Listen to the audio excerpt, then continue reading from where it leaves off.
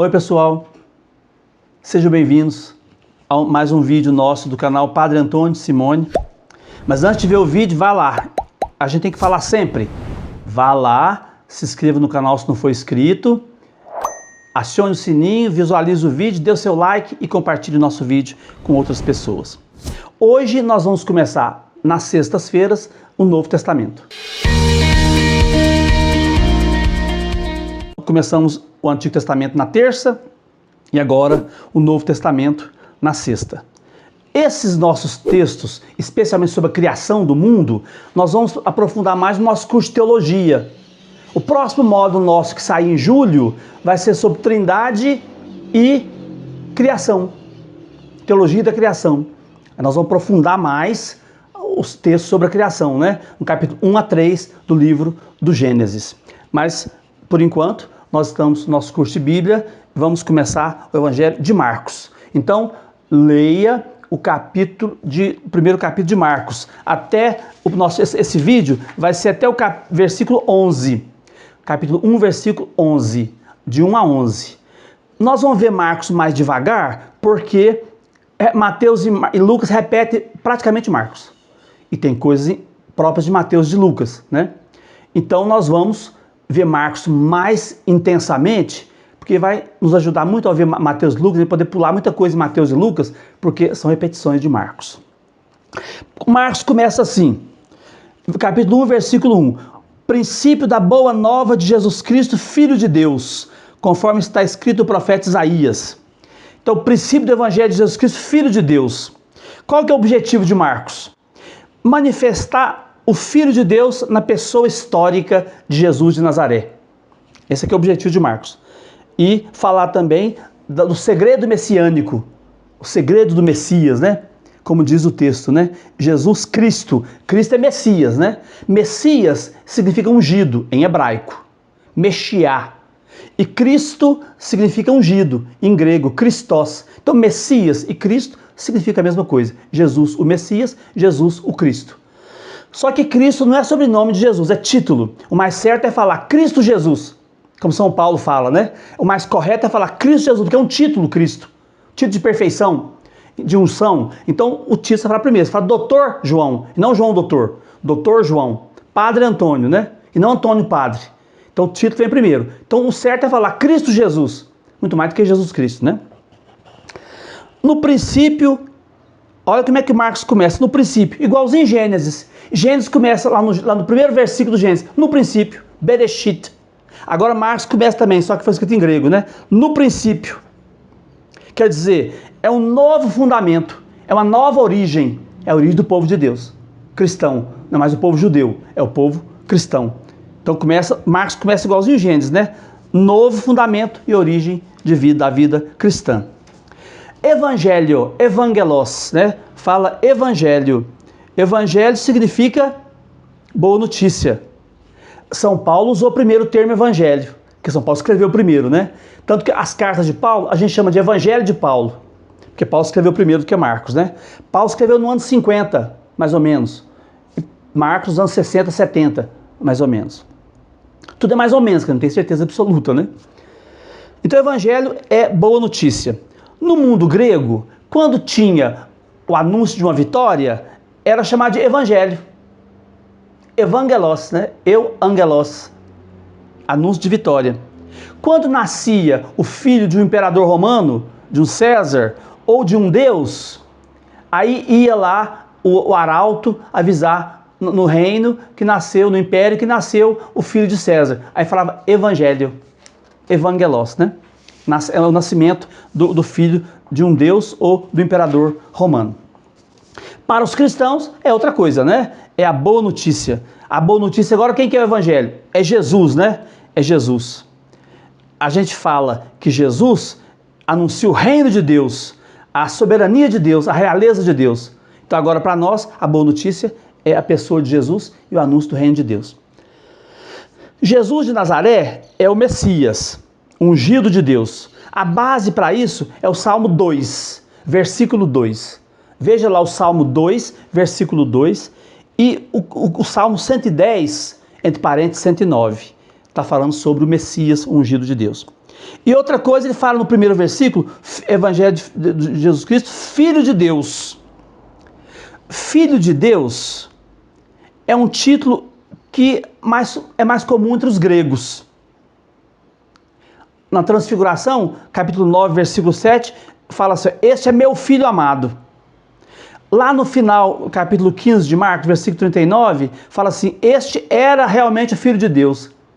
Os gregos, para eles era fácil falar Filho de Deus, porque o grego acreditava que tinha o Deus, o chefe e a esposa do Deus, a primeira dama. Para o judeu não, Javé é solteirão. O Deus dos judeus é solteirão, não tem esposa. No mundo pagão, tem esposa. Então, no mundo pagão, tem sentido falar Filho de Deus. Já no mundo grego, no mundo judeu, não tinha sentido falar Filho de Deus. Messias, sim. Filho de Deus, não, né? Depois o Marcos vai no capítulo 1, versículo 2 e 3. O 2 diz assim: eis que envio o meu anjo diante de ti, ele preparará o teu caminho. Uma voz clama no deserto: traçai o caminho do Senhor, aplainai suas veredas. Então, agora é o mensageiro, né? Para preparar o caminho. No caso é João Batista, né? O que significa caminho? É um jeito de viver. Isso aqui é caminho. Jesus fala: eu sou o caminho. Quer dizer, eu tenho um jeito de viver a vida. Me sigam nesse jeito de viver, nesse jeito de ser. E é claro que o que vai preparar o caminho é João Batista, que é o novo Elias. No Antigo Testamento, o profeta Malaquias, é o livro anterior, logo antes do Evangelho de Mateus, no Antigo Testamento ainda, é o último livro do Antigo Testamento, capítulo 3, versículo 23 e 24, Malaquias fala assim, isso uns 300 anos antes de Jesus.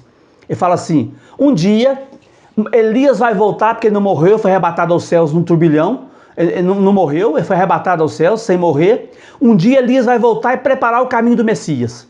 Então isso ficou na cabeça do povo 300 anos. Malaquias é 300 anos antes de Jesus. Aí quando João Batista apareceu, o povo perguntou se ele era Elias. O senhor é Elias? Por quê? Porque na cabeça do povo, segundo Malaquias, seria Elias a preparar o caminho do Messias.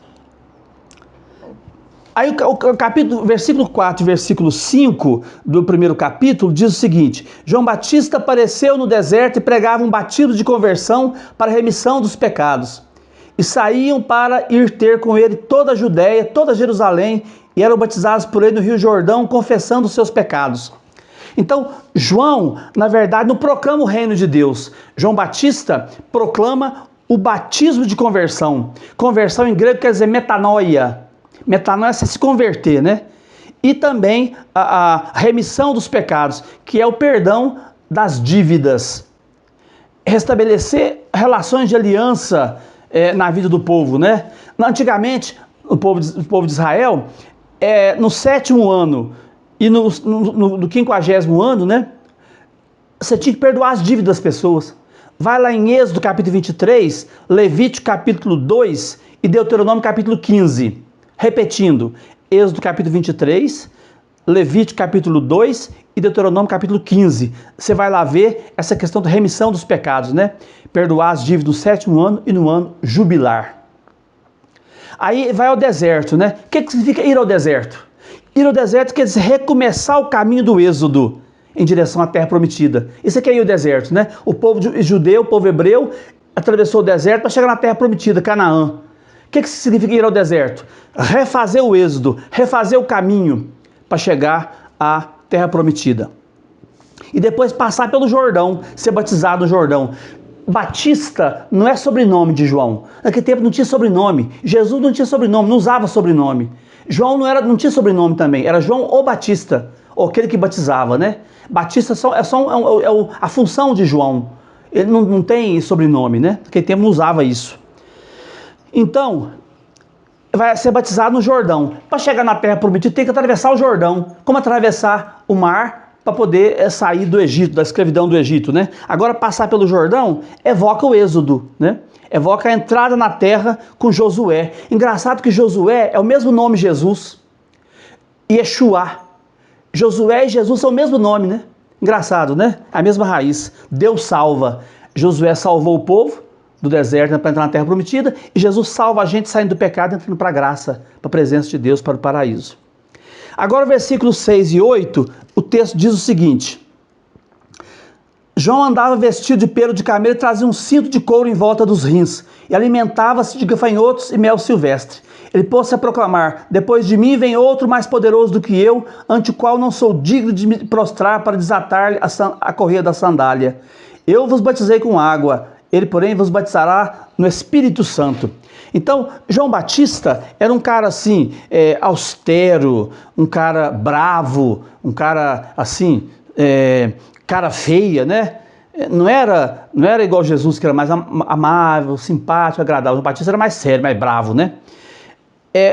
Para o povo judeu, João Batista é o renascimento da profecia, né? Na linha de Elias, porque a profecia tinha acabado há 300 anos já. O último profeta foi Malaquias, não tinha mais profeta. Aí João Batista encarna essa nova profecia. O judaísmo oficial, a religião oficial dos judeus, esperava a vinda do Espírito Santo, assim, com um certo medo, né?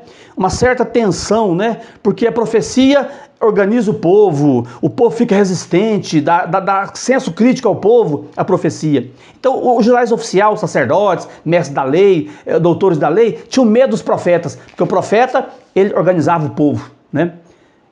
Ele fazia o povo ter consciência da verdade. Depois, Marcos capítulo 1, versículo 9 a 11, e nós terminamos o nosso vídeo de hoje. 9 a 11 diz o seguinte: o batismo de Jesus. Ora, naqueles dias veio Jesus de Nazaré da Galileia e foi batizado por João no Jordão. No momento em que Jesus saía da água, João viu os céus abertos e descer o Espírito em forma de pomba sobre ele. E ouviu-se dos céus uma voz: Tu és o meu filho muito amado, em ti ponho o meu afeto, a minha afeição. É o batismo de Jesus, né? O batismo do Espírito Santo é mais forte que o batismo na água. O Espírito é como se fosse língua de fogo, né? Símbolo do combate de Javé. Veja Isaías capítulo 5, capítulo 10, capítulo 66, fala de Deus como fogo, né? A língua de fogo lá no Pentecostes é símbolo do Espírito Santo. Não quer dizer que desceu língua de fogo, não, nós somos apóstolos. Mas o fogo é símbolo de Deus no Antigo Testamento. João fala de desatar sandálias. É um gesto de humilhação. Só o escravo se abaixava para desamarrar a sandália do seu mestre, né? É um gesto de humilhação. E lá na lei do Levirato, no capítulo 25 do Deuteronômio, a lei do Levirato, a lei do cunhado, era assim: se uma mulher se casava e o marido dela morria sem deixar filhos, ela tinha que casar com o cunhado. Cunhado é levir em hebraico, né? Casar com o cunhado. E se o cunhado não quisesse, ele pegava a sandália dele e passava para o outro. Eu não quero casar com ela, passava sandália, né? Aí o outro que tinha que casar com o outro irmão. E assim, de irmão em irmão, até acabar os irmãos, depois primo, depois os tios, né? É a lei do Levirato, capítulo 25 do Deuteronômio. João Batista fala assim: eu não vou nem desatar a sandália dele, porque o esposo é ele, eu não sou o esposo, ele é o Messias, ele é o esposo da igreja, ele que vai criar novos filhos para a igreja através do batismo. Não sou eu que sou o pai, o esposo da comunidade cristã que é a igreja, é Jesus que é o esposo. Então não vou nem desamarrar a sandália dele, porque nem vou passar a sandália para ele, porque ele é o esposo, né? Jesus vem da Galileia. Por que ele foi batizado se não tinha pecado? Por que ele foi batizado? Em solidariedade com as pessoas. O batismo era um batismo de conversão dos pecados. Jesus não tinha pecado, tinha distância de Deus, mas ele se fez batizar em solidariedade com a humanidade, em solidariedade com as pessoas marginalizadas e oprimidas. Esse foi o sentido do batismo de Jesus, mesmo que não precisasse. Aí o céu se rasga, né?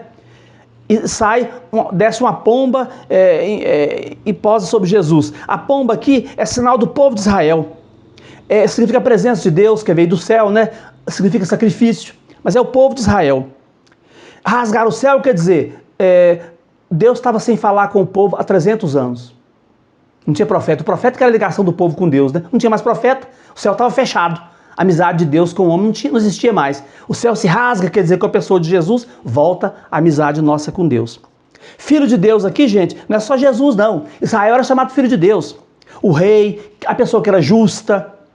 Mas agora para nós é Jesus especial, filho de Deus, né? É o ungido de Deus, o amado de Deus. Mas todos eram considerados filhos de Deus. Israel, os reis, os sacerdotes, os justos. Mas agora para nós é Jesus, o Filho de Deus em especial. Esse é o nosso conteúdo, rapidamente, do capítulo 1 de Marcos, versículo de 1 até 11. Leia e reflita sobre o que nós falamos. Por hoje é só, um abraço, fiquem todos com Deus.